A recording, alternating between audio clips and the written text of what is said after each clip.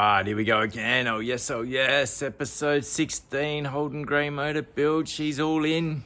I got a lot of the stuff all fitted up. I've spent the last, I only posted the first video just today, but it's been, since I've had it in, it's probably been a good week and a half, 2 weeks maybe even, of just me stuffing around, getting everything else on there between work, pleasure and play.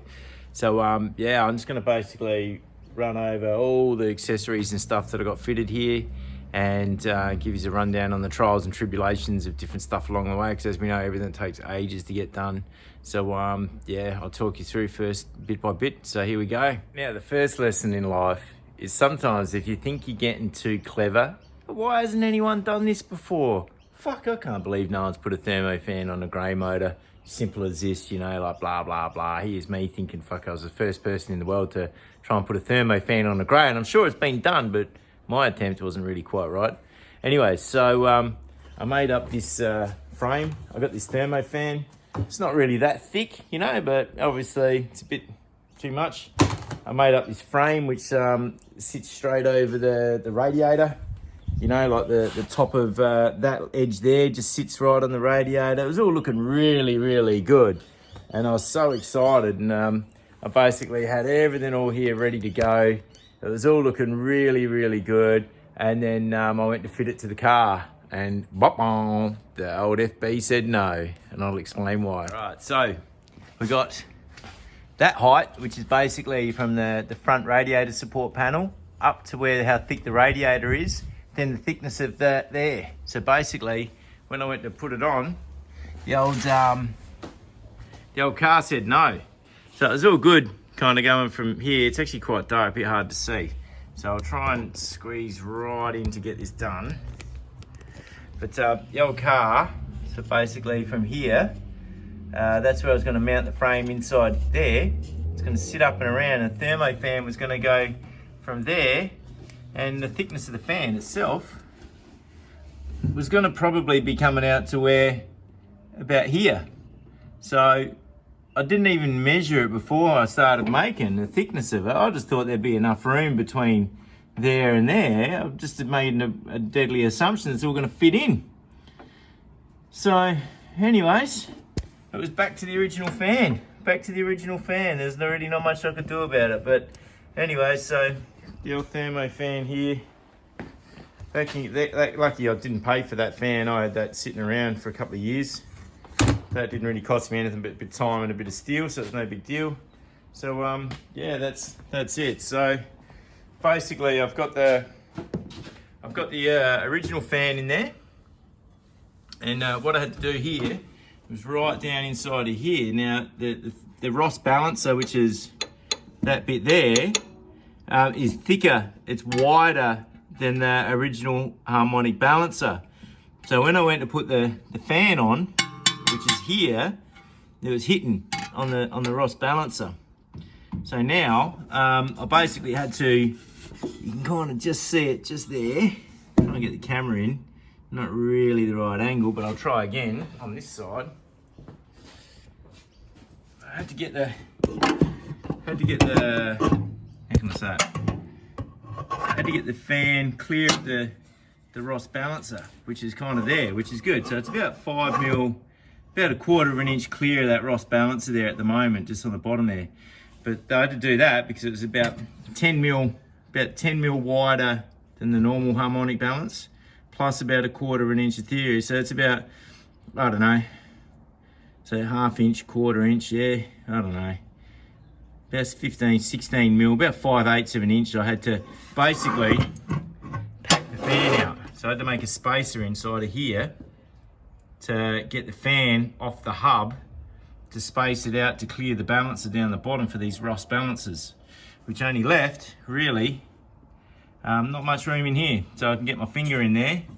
So it's you know, maybe 5/8 of an inch clearance up to the radiator too. So it's all actually a lot closer, a lot tighter in the front there with the fan than I imagined. So no matter what I tried, I'd never would have got that thermo fan in. I would have saved myself tens of hours of thinking about it, and quite a few hours of making it if I just measured it first. Anyway, so that's why we keep the original fan in these FBs, I think. You know, or in the original radiator anyway. But we could you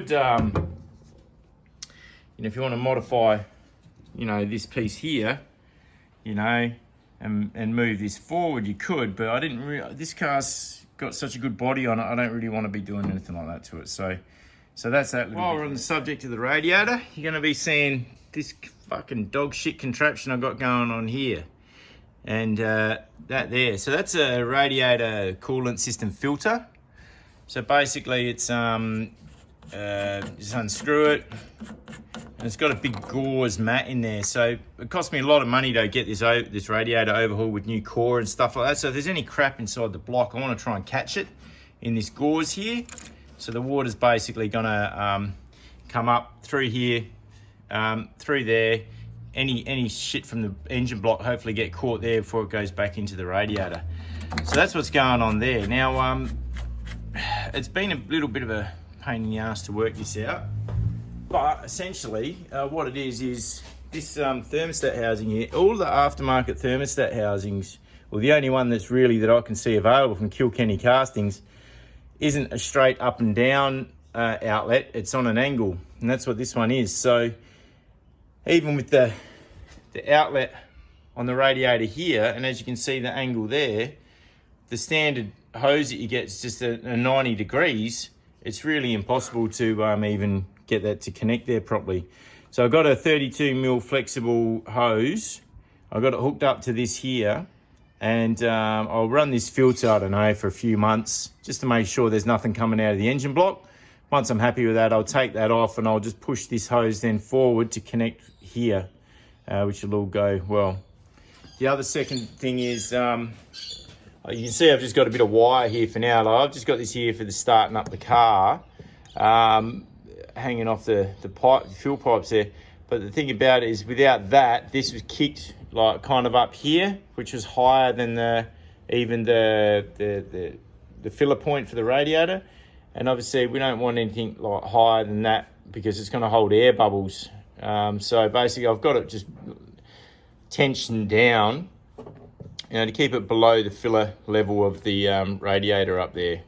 So yeah, a little bit of a weird setup, but it's kind of, well, it's going to work for me. I don't really care what anyone else thinks, but that's going to catch any shit coming from the engine block, so it doesn't go back into my new radiator. So that's the whole idea of that. And also just on the radiator side of things, it's just a standard hose on the bottom, nothing special there. So that's all well and good. So that's the radiator, the spacer for the fan that I had to bring out so it clears the Ross balancer. Yeah, the coolant filter, the flexible hose, the radiator's all been re-cored. At the moment I've got a non-overflow cap on it, but I'm still working on an idea for a coolant bottle, which is going to sit down in here, an overflow bottle. Might get a Jack Daniels bottle, make up a frame, have that sitting there. I'm not really 100% sure on that just yet, but that's the cooling system there kind of worked out. And also one other note on that, like the thermostat that it had in there, the thermostat was fully round, but it didn't have a little breather hole on it, so there's no way that the coolant could have kind of seeped through easily without the thermostat being open. So I drilled a little, like about a 1/8 hole in the thermostat, just so any air and any bubbles can wake its way past the thermostat if it has to. So that's what I did there. The next thing I'll have a chat about is the alternator. So the alternators for VN V8, they have the, you know, the V belt there. So that's a new Bosch alternator. And the bracketing system I bought off Sonic Injection. A bit hard to see the brackets all underneath there for the mount. But basically, when I got it, you know, the Ross balancer, the V on the Ross balancer down there, and the V on the fan hub up here lined up perfectly. But the V on the bracket for this was basically out, man. It was out by about 4 mil forward, and you can see the belt really kicking out on an angle that way, and I wasn't happy with it at all. So basically I had to machine the bracket for the alternator underneath.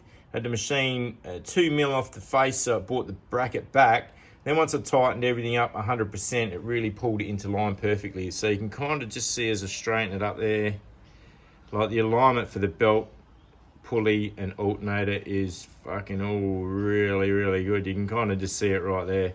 So yeah, that's all really good. So that took a little bit of work to get that right too. So a little bit of messing around, a little bit of thought, and just time. You know, all this stuff you just can't rush if you want to get it right. So the alternator alignment, fan pulley is all going to be spot on. Next thing, so I've got the starter motor in down the bottom down there. You know, it's got the cable hooked up here so I can hot wire it, get it running in the car. Got the starter hot wire there. Twin carbies are all on. Manifolds all on. So, you know, linkages are kind of still a bit loose, but they're going to get wired up at some point. But yeah, Michael Bresnahan, I never met the guy, but he overhauled these carbies for me and sent him out in the post. And, you know, I had a chat with him online, a couple of messages backwards and forwards, and the way he set it up with the Venturis and all the jets and stuff, it should hopefully just kick straight in the guts immediately and not give me too much of a problem, which would be fine, which would be fun. So that's that with the carbies. They're pretty straightforward. I've still got to get the you know, some vacuum lines on, finish off the fuel lines and stuff like that, but that's all straightforward. But to just get it running, I'm going to be sitting here just revving it like that by hand. The Commodore fuel pump on there, so one of the guys on Facebook said the Commodore pumps put out way too much pressure. So I'm just waiting, they put about at 5 PSI. I contacted Goss, they put out 5 PSI, and apparently the book recommends 1.5 to 2.5 PSI, something around that mark. So they put out way too much pressure, and what happens then is they hold the float, so they hold the needles open in the carbies, and also with that much pressure, they make all the carbies leak fuel. So I'm waiting on a little fuel pressure regulator that's coming in the post, and then I'm gonna make up a fuel line to the fuel pressure regulator here, and the fuel line will go hopefully around here in between there and connect up with this pipe there somewhere. So a little bit of just time to go there. So yeah, that's what's happening with there. And I've got this just disconnected so I can run it straight into a jerry can and suck fuel out of that rather than filling up the fuel tank at this point. So that's what's happening with the fuel line. Next off is my proud little baby. What the hell is that there, you're saying? So basically, full flow oil filter. So it's coming straight out of the, let's move this out of the way. This is just here for a bit of a test I did. I don't want to drop it. But coming straight out of the oil pump, where the oil gallery is. So basically it's from the oil pump to a direct pipe to there, and an elbow is coming out. So it's going to the fuel pressure switch. At the moment I've got the fuel pressure switch hooked up to oil pressure tester, which is here, so I can keep an eye on oil pressure when I start it. And so there it's going from straight from the fuel pump, from the sump, up into the inlet port.